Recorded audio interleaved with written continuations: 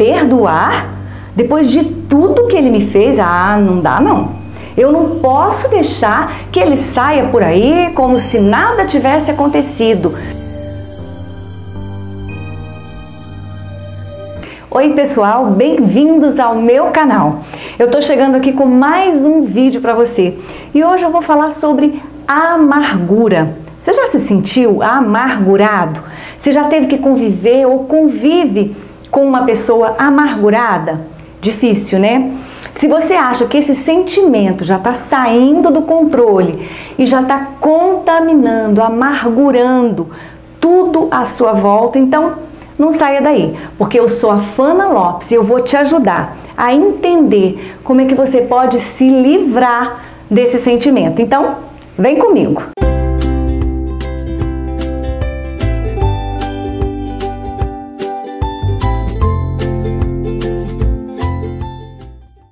A gente se relaciona com pessoas o tempo todo, não é?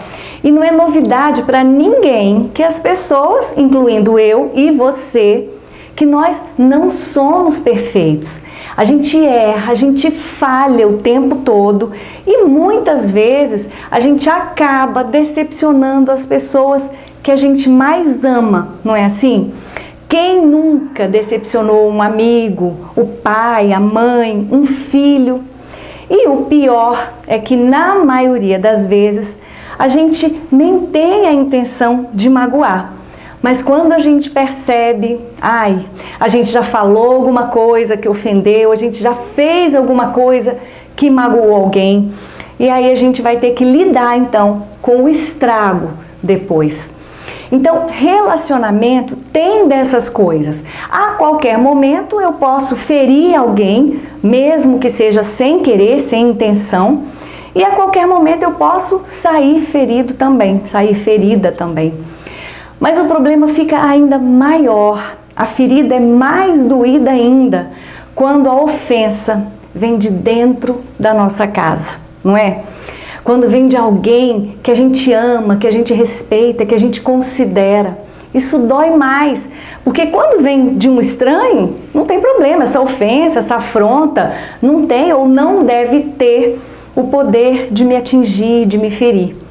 E foi por isso que Davi, lá no Salmo 55, ele disse assim: se um inimigo me insultasse, eu poderia suportar. Se um adversário se levantasse contra mim, eu poderia me defender. Mas logo você, quando ele fala assim, logo você, ele está expressando uma profunda decepção. Porque dessas pessoas que eu amo, que eu respeito, dessas pessoas que andam comigo, que frequentam a minha casa, eu espero muito mais. Então a decepção é maior. O fato é que a decepção, ela é então proporcional à expectativa. Ou seja, quanto maior a expectativa que eu tenho com relação a alguém, maior a decepção, caso ela me magoe, caso ela me faça algum mal. Mas por que a gente então fica esperando tanta perfeição do outro se a gente mesmo não é perfeito, não é perfeita? Eu não sei. Eu só sei que a gente é assim.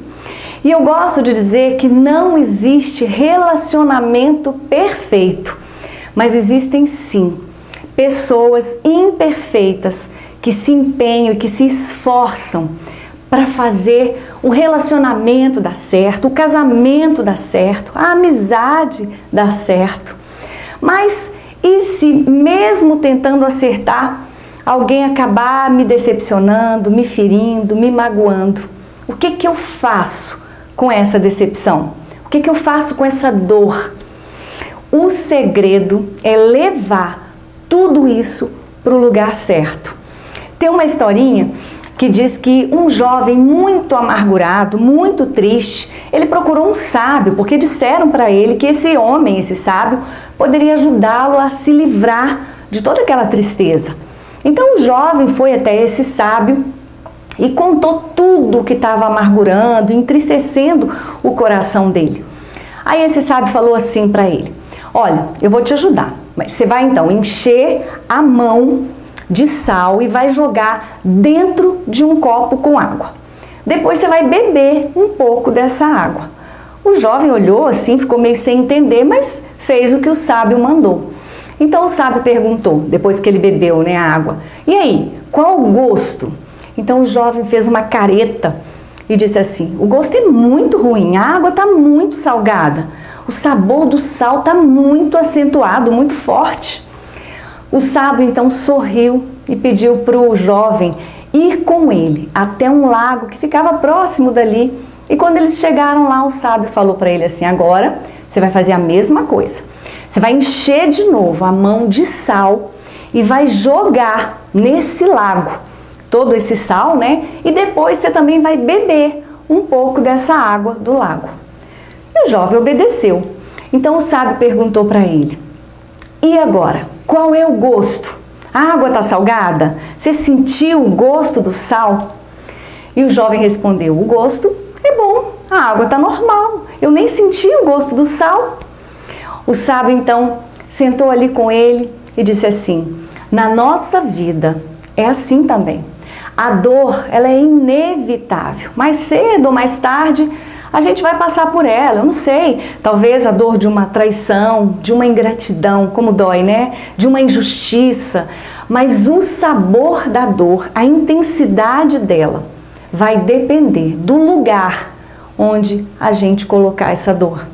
Então, olha só que interessante. Se você coloca a dor dessa traição, dessa injustiça, dessa humilhação, se você coloca num lugar onde você possa se lembrar dela o tempo todo, ela vai ficar muito mais doída, muito mais amarga.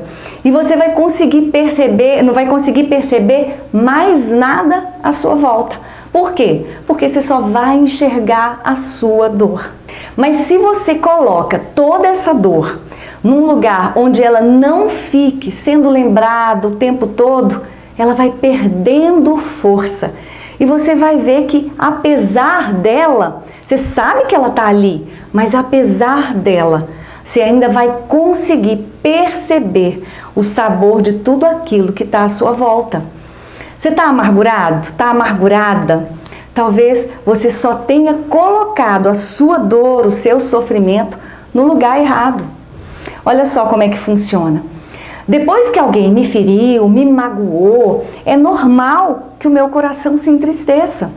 Mas o grande problema é o que eu faço com essa tristeza. O problema é para onde eu levo essa dor, essa mágoa. E aqui eu me lembro daquela frase que é um clichê, mas que tem uma verdade muito profunda, que diz assim: o problema não é o que fazem comigo, mas o que eu faço com aquilo que fazem comigo. Essa frase, ela fala de decisão. Então a escolha é minha e a escolha é sua. Ou eu levo essa dor para a caverna do sofrimento, onde eu fico ali olhando para ela o dia todo, onde eu fico o tempo todo murmurando e remoendo, sabe? Tudo aquilo que fizeram comigo. Ou eu escolho levar essa dor para o lugar da reconciliação, onde eu escolho perdoar e simplesmente eu deixo ir. A decisão está na minha mão e está na sua mão também. Mas muitas vezes a gente escolhe a caverna do sofrimento, porque a gente pensa assim: perdoar? Depois de tudo que ele me fez? Ah, não dá não. Eu não posso deixar que ele saia por aí como se nada tivesse acontecido. E o que eu estou sentindo? Como é que fica? Isso não conta? Não dá. Não vou perdoar nunca. E é aí que mora o perigo. Porque quando você decide não perdoar, você entra num lugar muito perigoso, que é a caverna do sofrimento. E leva para lá, juntinho com você, o baú das desilusões. Que baú é esse, Fana? Esse baú, ele é uma verdadeira armadilha emocional e com superpoderes secretos. Você quer saber quais são? Então eu vou te contar. Um desses superpoderes é o poder de te aprisionar no passado. Porque dentro desse baú tem tudo aquilo que você precisa para relembrar todos os dias, tudo que você sofreu, tudo que essa pessoa fez de ruim com você, o dia e a hora em que ele te traiu, o local exato que você estava quando ele te humilhou. Esse baú, ele não deixa você esquecer de nada, de detalhe nenhum. Você se lembra até da roupa que a pessoa estava usando quando ela falou aquelas coisas horríveis para você. O outro superpoder que esse baú das desilusões tem é o poder de te paralisar. Porque enquanto você está ali, diante desse baú, remexendo nessa história, que foi triste sim, mas que já ficou para trás. Então, enquanto você está ali, remexendo em tudo isso, a sua vida fica parada.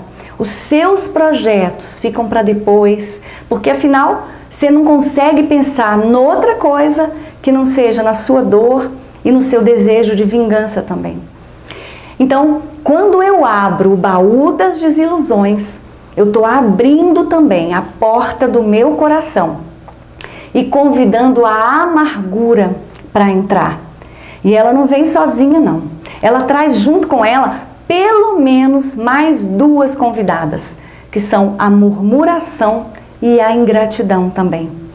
Então, escolher não perdoar, porque isso é uma decisão, te leva para uma zona de risco. E é por isso que a instrução de Deus para nós é que a gente evite essa zona de risco. Lá no livro de Hebreus, no capítulo 12, versículo 14, a Bíblia diz que a gente precisa se esforçar, se empenhar para viver em paz com todo mundo. E isso inclui o exercício do perdão. Porque essa atitude, essa decisão, ela livra os meus pés da zona de risco. Tem um ditado que a gente conhece bem, né, que diz assim: é melhor prevenir do que remediar, e é verdade. Então, cuidado para que você não entre num lugar de onde talvez você não consiga sair depois. Mas que lugar é esse, Fana?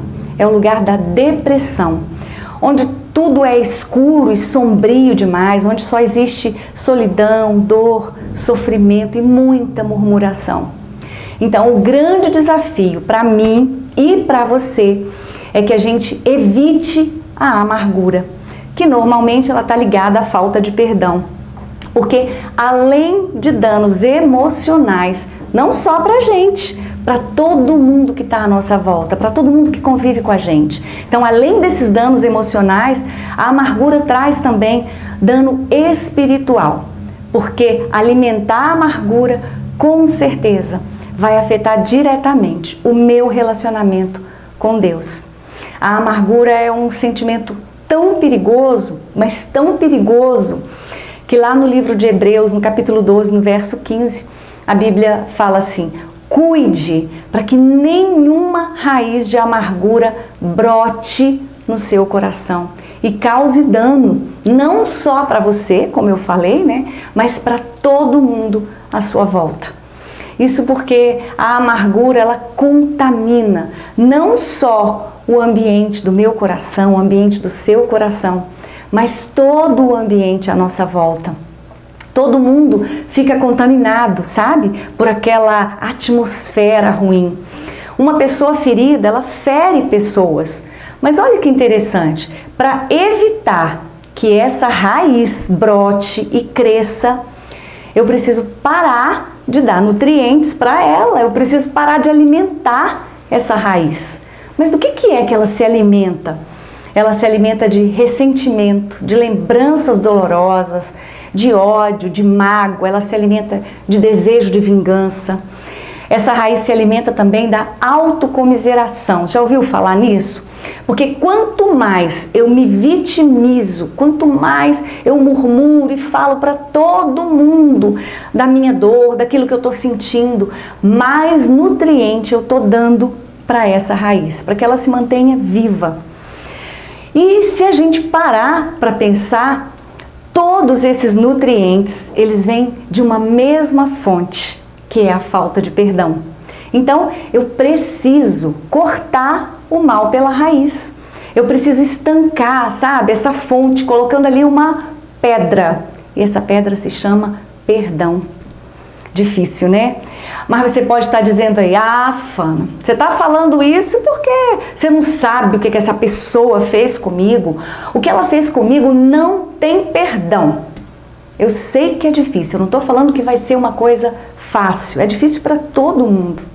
E eu não estou aqui também subestimando a sua dor, desprezando o seu sofrimento, os seus sentimentos.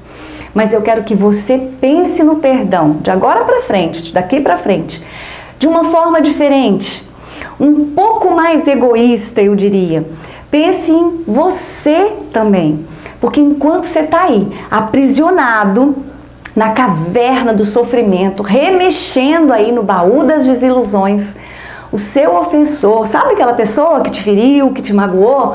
Tá por aí, tranquilo, vivendo a vida dele normalmente e talvez nem saiba ou nem se lembre daquilo que ele fez com você, daquilo que tanto te magoou. Eu sei que lidar com decepção, com traição, com injustiça, com ingratidão, eu sei que isso dói muito, mas eu preciso te encorajar a perdoar. Porque o perdão, ele é libertador. Na verdade, ele livra 2 prisioneiros do cárcere.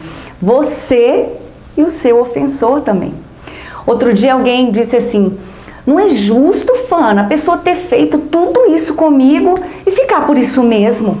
Mas quem é que disse que vai ficar por isso mesmo?